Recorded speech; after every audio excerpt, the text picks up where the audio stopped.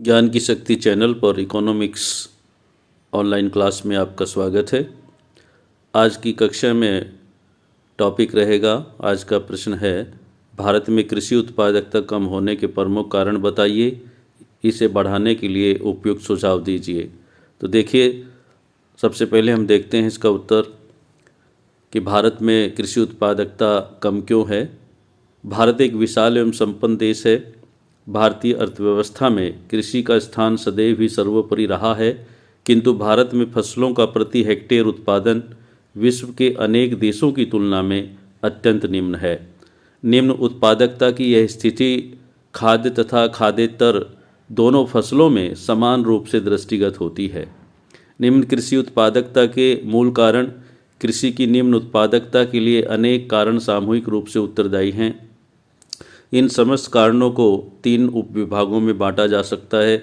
सामान्य कारण हैं, संस्थागत कारण हैं, प्राविधिक कारण हैं। तो एक एक को हम डिस्कस करेंगे। आप जानते ही हैं कि भारत जो है एक कृषि प्रधान देश है और भारत की 70% जनसंख्या जो कि कृषि पर निर्भर रहती है, ग्रामों में निवास करती है। चूँकि ग्रामों में कृषि कार्य उनको मिल जाता है, आसानी से अपना रोज़गार उपलब्ध हो जाता है। तो सबसे पहले हम देखते हैं कि सामान्य कारण में क्या क्या आएगा। सबसे पहले भूमि पर जनसंख्या का भार। भारत में कृषि भूमि पर जनसंख्या का भार निरंतर बढ़ता जा रहा है।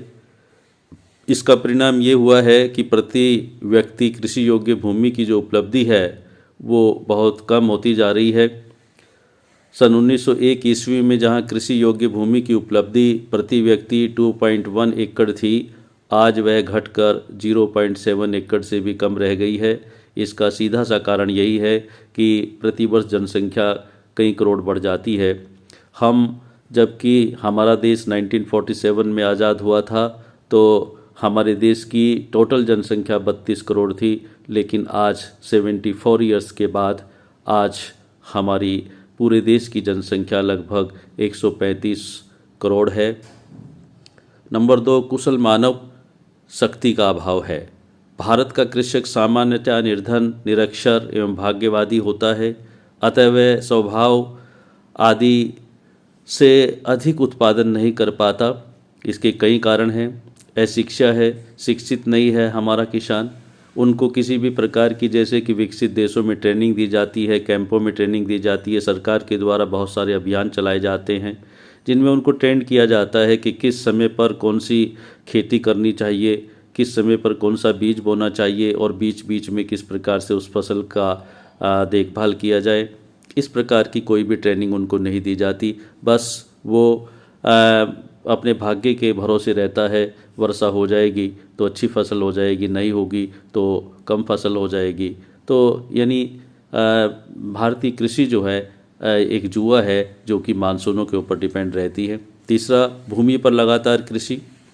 अनेक वर्षों से हमारे यहाँ उसी भूमि पर खेती की जा रही है, जिसका परिणाम ये हुआ है कि उस भूमि की जो उर्वरा शक्ति है वो कम होती जा रही है। उर्वरा शक्ति को पुनः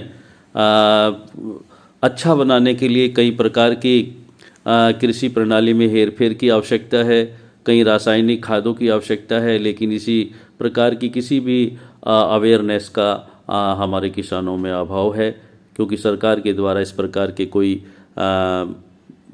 उनको ट्रेनिंग नहीं दी जाती।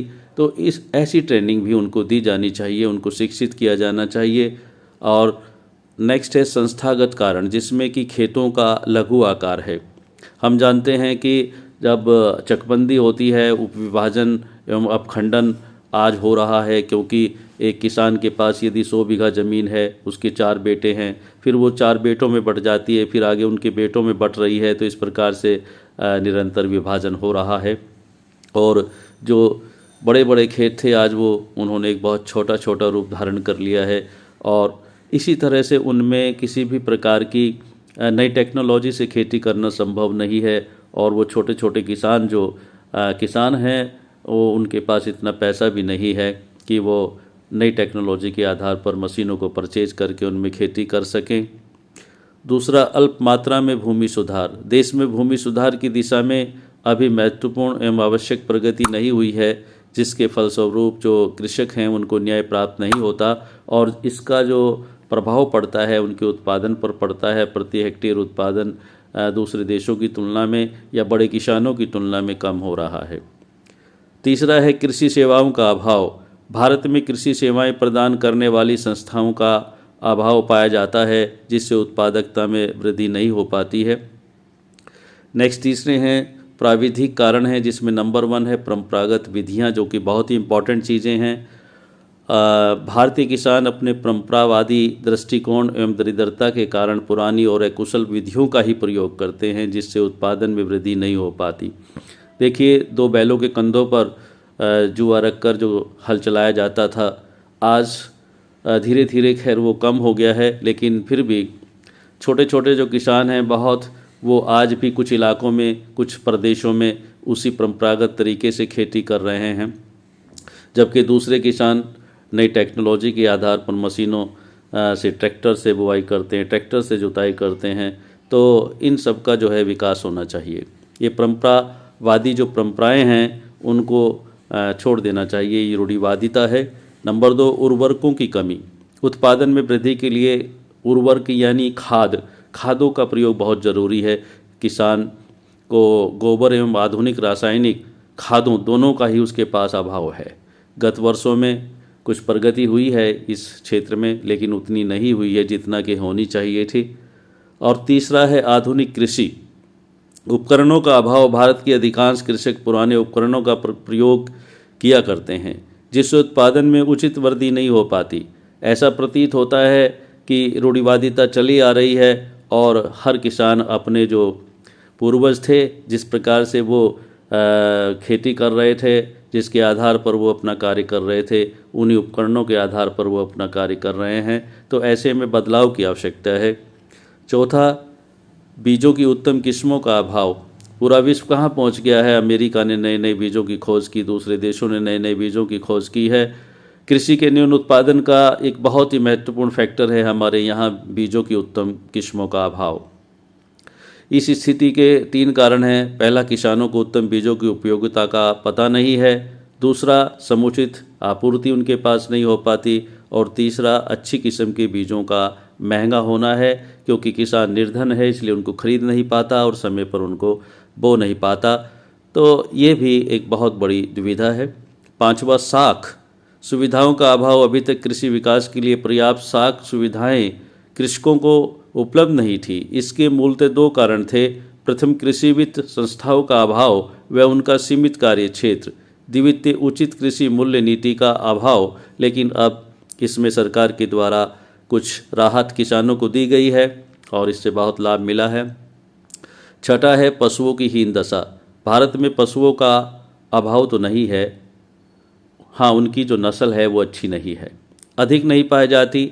अन्य शब्दों में पशुधन की गुणात्मक स्थिति संतोषजनक नहीं है। अतः पशु आर्थिक सहयोग प्रदान करने के स्थान पर कृषकों पर भार बन गए हैं। आज आप इंडिया में देखिए, जितनी गायें हैं या भैंस हैं जो वो दूध देती हैं, और उनकी अपेक्षा डेनमार्क की जो गायें हैं, भैंसें हैं, दूसरे देशों से यदि हम उनको कंपेयर करते हैं तो वो दुगना दूध देती हैं, जबकि जो डाइट है वो वही लेती हैं, लेकिन दूध वहाँ दुगना है, यहाँ कम है। तो ऐसे में इसमें भी बदलाव की आवश्यकता है। 7वां, सिंचाई के साधनों का अभाव। भारतीय कृषि की आधारशिला मानसून है, क्योंकि आयोजन के 63 वर्षों के उपरांत भी कुल कृषि योग्य भूमि के लगभग 35% भाग को ही सिंचाई की सुविधाएं उपलब्ध हैं। शेष कृषि योग्य क्षेत्र अनिश्चित मानसून की कृपा पर ही निर्भर रहता है। पर्याप्त सिंचाई सुविधाओं के अभाव में खादों का भी समुचित प्रयोग नहीं हो पाता, जिससे उत्पादकता में वृद्धि नहीं हो पाती। इसलिए ये सभी जो कारण हैं, ये उत्पादकता निम्न के बहुत प्रभावी कारण हैं। ये सामाजिक रूढ़ियाँ हैं। कृषि अनुसंधान का हमारे यहाँ बिल्कुल अभाव है। तो इसमें सरकार को बहुत ही अधिक कदम उठाने की आवश्यकता है, ताकि हमारे यहाँ पर्याप्त कृषि भूमि है और उसका सही उपयोग हो सके और उस पर सही रूप से उत्पादन हो सके। कुछ सुझाव हैं जो कि सरकार के द्वारा भी कुछ कदम उठाए गए हैं और कुछ सुझाव दिए जा रहे हैं, जिनसे कि कृषि उत्पादन को बढ़ावा मिल सकता है। भारत में कृषि उत्पादकता में वृद्धि के लिए कुछ सुझाव दिए जा रहे हैं। सरकार के द्वारा भी कुछ कदम उठाए गए हैं। कुछ किसानों ने अपने बलबूते पर अपने निजी साधनों का उपयोग करके ये प्रयोग किए हैं, जिससे कि निरंतर उत्पादन में वृद्धि हुई है। इसलिए सभी किसानों को चाहिए कि वो इस प्रकार से अपना उत्पादन बढ़ाएं। सबसे पहले नंबर पे आता है आधुनिक तकनीकी का विकास। कृषि उत्पादन की आधुनिकतम तकनीकी विकसित की जानी चाहिए। हमारे देश में कुछ ऐसे भी प्रदेश हैं जिनमें कि किसान, हरियाणा को ले लीजिए, पंजाब को ले लीजिए, यूपी में भी कुछ हैं, और दूसरे प्रदेश हैं जिनमें कि किसानों ने नई टेक्नोलॉजी के आधार पर कृषि प्रारंभ की है और नई तकनीकी के विकास से एक एक वर्ष में कई कई फसलें वो उगा रहे हैं। तो उससे जो है उत्पादन में प्रभावी हुआ है और बहुत अधिक सुधार हुआ है। दूसरा भूमि सुधार है। भूमि सुधार के सभी कार्यक्रमों को पूर्ण रूप से एवं प्रभावशाली ढंग से क्रियान्वित किया जाना चाहिए। सरकार के द्वारा भी इस प्रकार की फैसिलिटीज़ किसानों को दी जानी चाहिए और सस्ती दर पर उनको ऋण भी मुहैया कराया जाना चाहिए ताकि वो भूमि में सुधार कर सकें। तीसरा है सिंचाई के साधनों का विकास। सिंचाई के साधनों का विकास करके कृषि की प्रकृति पर निर्भरता को कम किया जाए। कि सरकार के द्वारा इस प्रकार की फैसिलिटी दी जाए उनके लिए, जैसे कि पंप लगवाना, इलेक्ट्रिसिटी का ज़्यादातर ग्रामीण अंचलों में विकास किया जाना चाहिए ताकि उन्हें डीजल पर या किसी भी प्रकार के तेलों पर निर्भर न रहना पड़े और बिजली से वो सिंचाई कर सकें। सिंचाई व्यवस्था के इस प्रकार के कार्यक्रमों को सरकार के द्वारा विकसित किया जाना चाहिए। चौथा, खाद्य एवं उन्नत बीजों का विकास। खाद, कीटनाशक, औषधियाँ तथा उन्नत किस्म के बीजों का उचित मूल्यों पर तथा पर्याप्त मात्रा में वितरित करने की व्यवस्था सरकार के द्वारा की जानी चाहिए और किसानों को प्रशिक्षित किया जाना चाहिए कि किस फसल में किस समय पर कितनी खाद डाली जाए, कीटनाशक दवाइयों का उपयोग कितना किया जाए और बीजों का, उन्नत बीजों का किस प्रकार से जो है उनको छांट कर अच्छे उन्नत बीजों का इस्तेमाल किया जाए। पांचवा है विपणन व्यवस्था में सुधार। विपणन व्यवस्था में सुधार किया जाना चाहिए। किसान अपनी फसल को उगाता है, उसके बाद तैयार करके जो फसल, तैयार फसल उसके खेतों में पड़ी रहती है, उसको बेचना चाहता है और आसपास जब वो कस्बों में उसे ले जाता है तो उसके पास ले जाने की व्यवस्था नहीं होती। उचित मंडियों तक पहुंचाने के लिए उसके पास आवागमन की सुविधा नहीं होती, लेकिन यदि ले भी जाता है तो वहां पर उसको फैसिलिटी मिलनी चाहिए, सुविधा मिलनी चाहिए। सरकार के द्वारा उचित मूल्यों पर उसकी फसल को खरीदा जाना चाहिए। नंबर 6 है किसानों के लिए ऋण की उपलब्धता। सरकार के द्वारा किसानों को ऋणग्रस्तता से मुक्त करके आवश्यक वित्त की आपूर्ति की जानी चाहिए। समय समय पर उनको सब्सिडी भी देनी चाहिए, छूट भी देनी चाहिए। किसान की फसल किसी वर्ष अच्छी हो जाती है, किसी वर्ष नहीं होती है, कभी बाढ़ आ जाती है, कभी सूखा पड़ जाता है। इस प्रकार से उनके ऋणों में सब्सिडी की सुविधा भी उनको उपलब्ध कराई जानी चाहिए ताकि किसानों की अपने खेतों के प्रति और एग्रीकल्चर जो वर्क है उसके प्रति एक समरसता उनके अंदर बनी रहे, निरस्ता ना बने। सातवां, कृषि मूल्य में स्थायित्व। लाभदायक स्तर पर कृषि मूल्यों में पर्याप्त स्थायित्व बनाए रखा जाए। विभिन्न प्रकार की जोखिमों को न्यूनतम करने के प्रयास किए जाने चाहिए। आठवां होता है शिक्षा एवं प्रशिक्षण व्यवस्था। शिक्षा एवं प्रशिक्षण व्यवस्था का विस्तार किया जाए, विकास कार्यक्रमों में समन्वय व सामंजस्य स्थापित किया जाए। इस प्रकार से सरकार यदि किसानों को ये सारी सुविधाएं उपलब्ध कराती है, ग्रामीण अंचलों में इस प्रकार के आवागमन और यातायात की सुविधाओं को डेवलप करती है, ग्रामीण अंचलों में कुछ इस प्रकार के छोटे छोटे रोज़गार पाने के लिए कुछ उद्योग धंधे, कुटीर उद्योग धंधों का भी विकास करती है, तो जो लोग गाँव में रहते हैं, एग्रीकल्चर वर्क से जुड़े हुए हैं, तो उनकी खेती के प्रति एक लगाव बना रहेगा। और यदि इस प्रकार की फैसिलिटीज़ उनको डेवलप नहीं कराई जाएंगी तो निश्चित रूप से खेती के प्रति, एग्रीकल्चर वर्क के प्रति उनका की निरस्ता बढ़ती जाएगी और वो ग्रामीण अंचलों से शहरी क्षेत्रों में पलायन करते रहेंगे और ये प्रक्रिया जारी रहेगी। इसलिए इसको हल करने के लिए सरकार को इस तरफ अपने कदम उठाने चाहिए और अपने कुछ कार्यक्रम उनके लिए किए जाने चाहिए।